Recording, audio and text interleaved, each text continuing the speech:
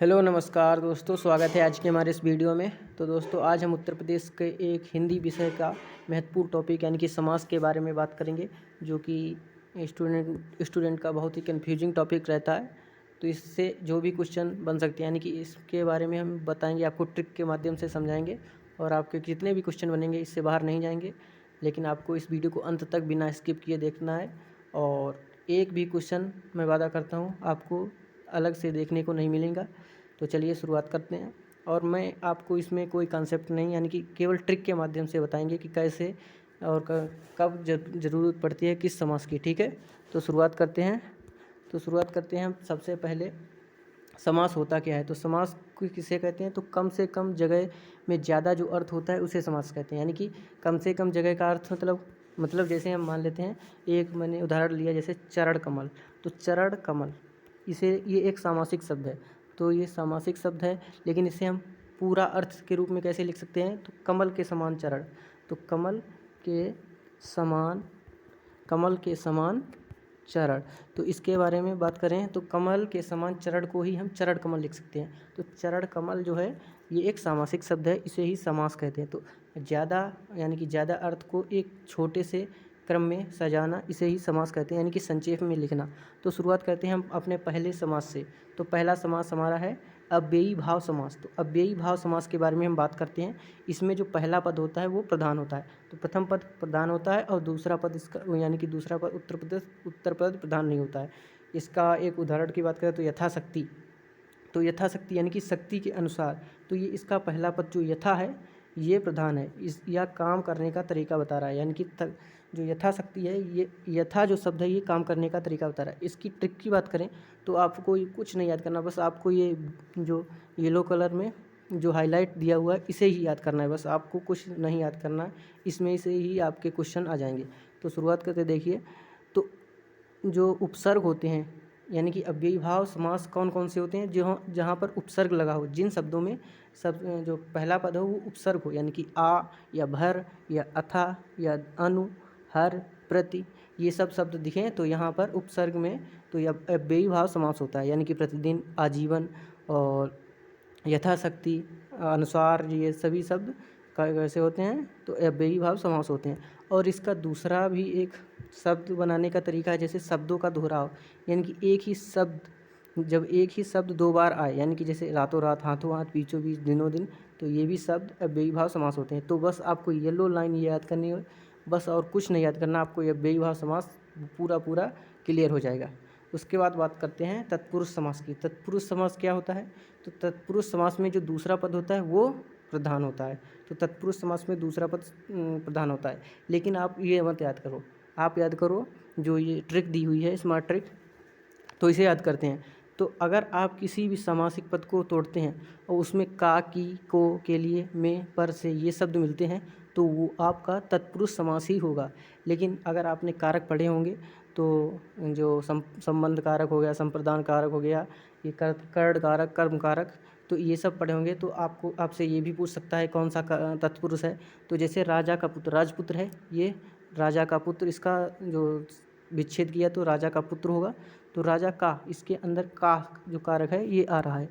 तो का कारक कौन सा तत्पुरुष होगा, तो का कर्ता ने कर्म को, यानी कि राजा का पुत्र, यानी कि पुत्र किसका, संबंध का बता रहा है ना, राजा का पुत्र, किसका पुत्र, तो राजा का पुत्र, ये संबंध बता रहा है तो संबंध तत्पुरुष होगा। उसके बाद यश को प्राप्त, यानी कि को बीच में है तो कर्ता ने कर्म को, यानी कि कर्म तत्पुरुष होगा। यश को प्राप्त यानी कि यश प्राप्त। और गौ के लिए शाला, यानी कि गौशाला के लिए संप्रदान तत्पुरुष, यानी कि के लिए होता है संप्रदान। और रोग से मुक्त, यानी कि रोग मुक्त से अलगाव हो रहा है तो अपादान तत्पुरुष होगा। ठीक है। और अगर आप चाहें तो समास का भी वीडियो हम ला सकते हैं, आप कमेंट में बताना, हम उसका भी एक वीडियो बनाकर दे देंगे। चलिए, तत्पुरुष के बारे में पता चल गया। उसके आगे कर्मधारय समास की बात करते हैं। तो कर्मधारय समास की भी ट्रिक है, उन्हें याद कर लेते हैं। तो कर्मधारय समास में जो होता है, जैसे कि सीधा शब्द सीधा सवाल पूछेगा ऐसा, यानी कि नील गगन, गगन कैसा है, नीला गगन। तो जिसमें कोई सवाल पूछे वो कर्मधारय समास होता है। जैसे अगर आप कोई शब्द है जैसा नील गगन, तो नीला है जो गगन, जो मतलब कि जहाँ पर है जो गगन, यानी कि दो शब्द आपको देखने हैं, आपको पहले उसका विच्छेद करना है।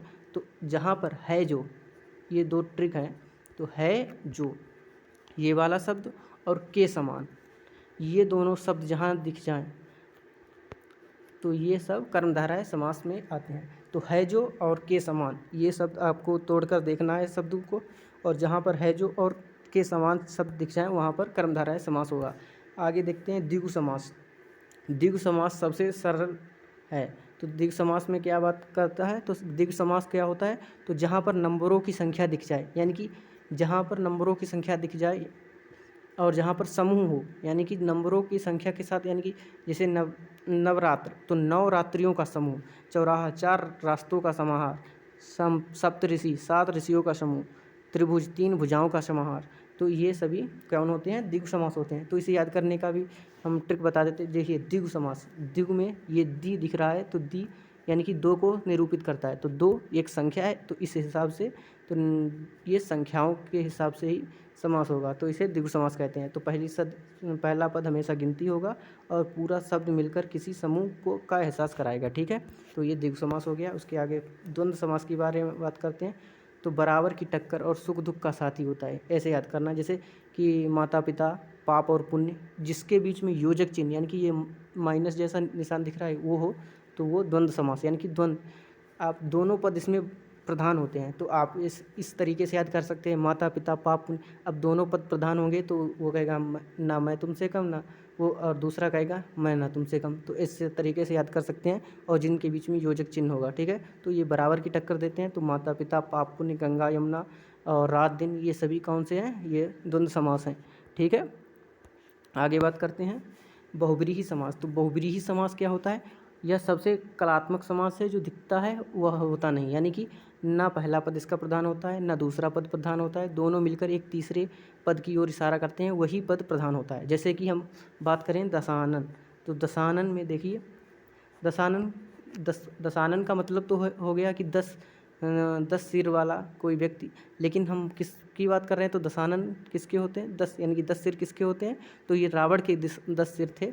तो इस यहाँ पर जो इशारा ये शब्द कर रहा है वो रावण का कर रहा है, तो रावण की ओर इशारा कर रहा है। तो यानी कि हम दशानन ये नहीं सोच सकते कि दशानन यानी कि 10 सिर वाला आदमी, ये हम सीधे यही सोचेंगे कि ये रावण की बात करता है। तो जो शब्द अपने अतिरिक्त किसी और को निरूपित करता है अपने स्थान पर, उसे बहुब्रीहि समास कहते हैं। अब जैसे चक्रपाणी, तो चक्रपाणी भगवान विष्णु जी का नाम है।